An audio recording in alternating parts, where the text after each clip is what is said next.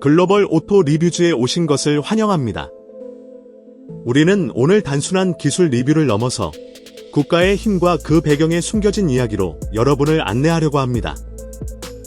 오늘의 주제는 바로 전쟁과 가난으로부터 일어나 세계 최고의 첨단 기술 국가 중 하나가 된 나라, 바로 대한민국입니다.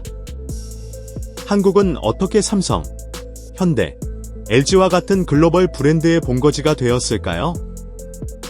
천연자원이 부족했던 이 나라는 어떻게 아시아 경제의 중심축으로 부상했을까요? 이 모든 성공의 이면에는 놀라운 결단, 정책, 그리고 국민들의 열정이 숨어 있습니다. 1950년대 초, 한국은 세계에서 가장 가난한 나라 중 하나였습니다. 한국전쟁은 나라 전체를 초토화시켰고, 산업 기반은 붕괴되었으며, 인프라도 무너졌습니다. 1인당 국민소득은 $100가 채 되지 않았고, 미래에 대한 전망은 어두웠습니다. 그러나 한국은 이러한 예측을 뒤집고 눈부신 성장을 이루어냈습니다. 이 변화는 1960년대 박정희 대통령 시절에 본격적으로 시작되었습니다. 정부는 수출 중심의 산업화 정책을 채택했고, 철강, 조선, 자동차, 화학 등 중공업 분야에 막대한 투자를 했습니다.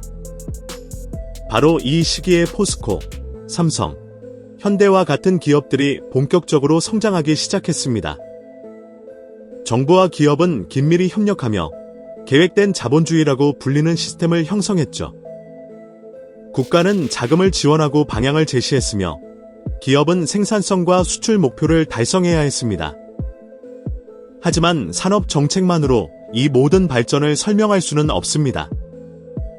가장 중요한 기반 중 하나는 바로 교육입니다. 전쟁 이후 국민들은 교육만이 가난에서 벗어날 수 있는 길이라는 강한 믿음을 갖게 되었습니다. 정부는 학교를 짓고 교사를 양성하며 교육 인프라에 아낌없이 투자했습니다. 그 결과 1990년대에는 세계에서 가장 높은 문해율과 경쟁력 있는 고등교육 시스템을 갖추게 되었고, 이로 인해 기술 산업을 이끌 수 있는 인재들이 배출되었습니다. 국민들의 근면성과 공동체 중심의 문화도 큰 역할을 했습니다. 한국 문화는 성실함, 상명하복, 그리고 집단의 이익을 개인보다 우선시하는 특징이 있습니다. 빨리빨리 문화는 한국인의 효율성과 속도에 대한 집착을 잘 보여줍니다. 장시간 근무와 높은 업무 집중도는 산업화 과정에서 놀라운 결과를 이끌어냈습니다. 이와 동시에 정부는 인프라 구축에도 박차를 가했습니다. 전국의 고속도로, 철도, 항만, 발전소 등이 들어서며 산업 활동을 적극 지원할 수 있는 기반이 마련되었습니다. 1980에서 90년대에는 단순 조립이나 모방에서 벗어나 첨단 기술 개발에 초점을 맞췄습니다. 이 시기에 삼성, LG 등은 카피캣에서 혁신주도 기업으로 탈바꿈하며 세계 최고의 스마트폰과 반도체 제품을 선보이게 되었습니다. 오늘날 한국은 GDP의 약 4% 이상을 연구개발, R&D에 투자하는 세계적인 과학기술 국가입니다. 정부는 스타트업 지원, 세금 감면, 테크노밸리 조성 등을 통해 민간의 기술 개발을 촉진하고 있습니다. 그 결과 인공지능, 반도체, 5G 등 첨단 분야에서 선도적인 위치를 차지하게 되었죠. 한국의 또 하나의 독특한 제도는 바로 의무군 복무입니다.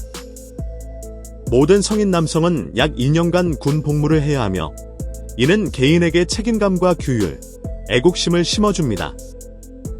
군 생활을 통해 많은 젊은이들이 강한 사회성을 갖추게 되고, 이는 사회 전반에 긍정적인 영향을 미칩니다.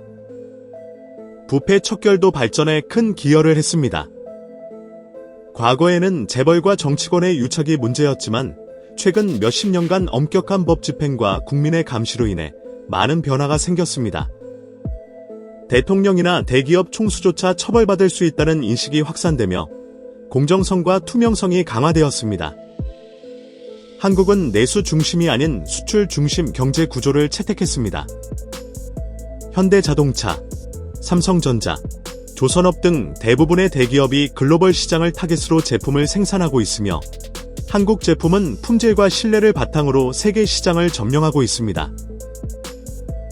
다양한 국가들과의 FTA, 자유무역협정을 통해 시장 접근성도 넓혔습니다. 외교적 협력도 빼놓을 수 없습니다. 전쟁 이후 미국은 한국에 군사적, 경제적 원조를 제공하며 성장의 발판을 마련해 주었습니다. 이후에도 기술, 국방, 교육 분야에서 양국은 전략적 동반자 관계를 유지하고 있습니다. 일본, 유럽과도 활발한 기술 교류와 협력이 이루어졌습니다. 보건복지 분야에서도 한국은 주목할 만한 발전을 이루었습니다.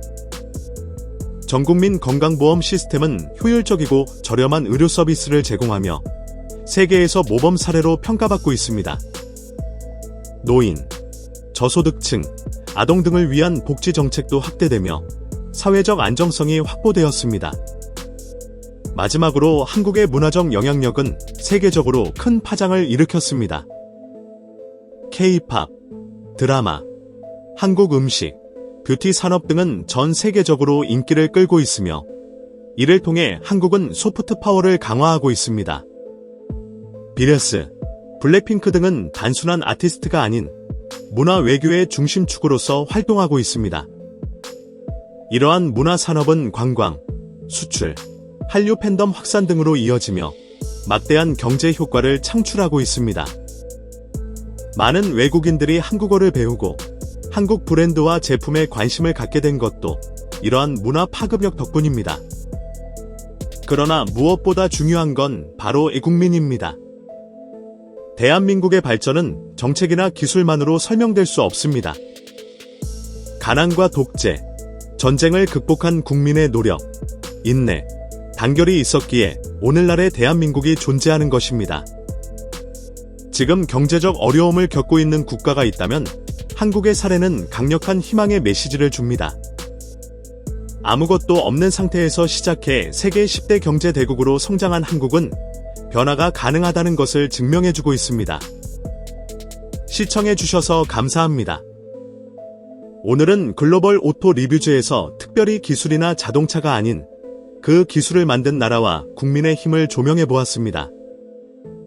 영상이 유익하셨다면 좋아요와 구독, 알림 설정 부탁드립니다. 다음 영상에서 뵙겠습니다. 감사합니다.